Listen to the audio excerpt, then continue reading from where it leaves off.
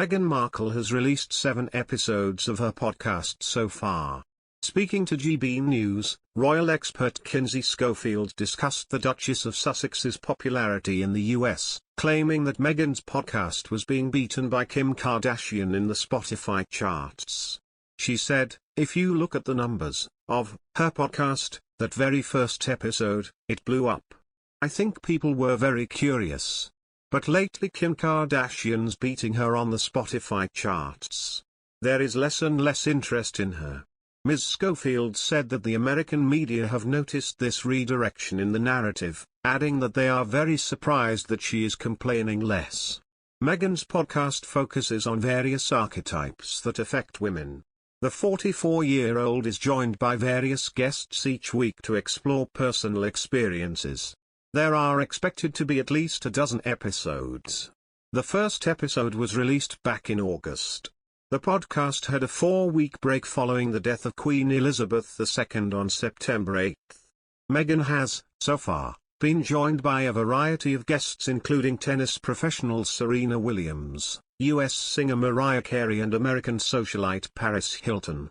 Meghan and Harry stepped down as senior working royals in 2020 and have since been carving a new path for themselves after declaring, in their official announcement, that they wanted to be financially independent.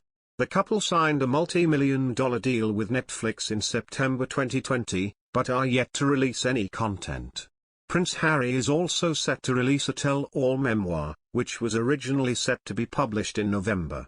Spotify released the first 2 episodes of the new original podcast Kim Kardashian's The System, The Case of Kevin Keith, narrated by reality TV star Kim K and true crime producer Lori Rothschild Ansaldi.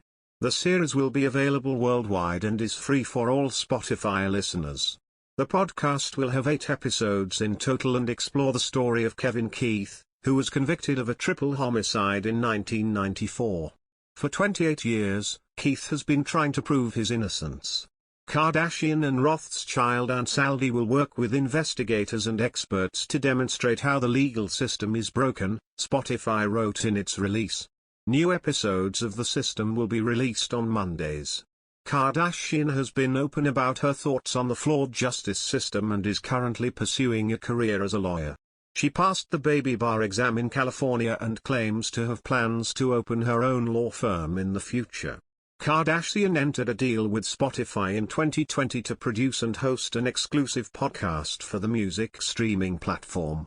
Her podcast deal joins other celebrities who have inked with Spotify as part of the company's strategy to expand its exclusive audio offerings. Also, in 2020, Spotify closed a deal with Prince Harry and Meghan Markle. Meghan Markle can do nothing right. That is, of course, according to the corner of the internet dedicated to airing a newfound grievance with the Duchess daily. Naturally, when the first episode of her long-awaited podcast Archetypes was finally released on Tuesday the 23rd of August, tabloids, timelines and TikTok comment sections quickly became saturated with vitriol aimed at Meghan Markle. From criticism that the episode lacked nuance, was an exercise in navel-gazing and a self-congratulatory 57-minute audio experience to less specific complaints that the podcast platformed Markle's trashing of the royal family, victim-playing, and outright lying, the content of the actual episode was largely ignored in pursuit of pitchfork yielding. The intention of Archetypes as a whole is to investigate, dissect, and subvert the labels that try to hold women back through intimate and candid conversations with guests from around the world in a quest to discover how these archetypes impact our everyday lives in ways big and small. The series intends to strike a balance between the informational and inspirational, and in a teaser trailer released back in March, Markle describes Archetypes as a conversation about how we talk about women, the words that raise our girls, and how the media reflects women back to us.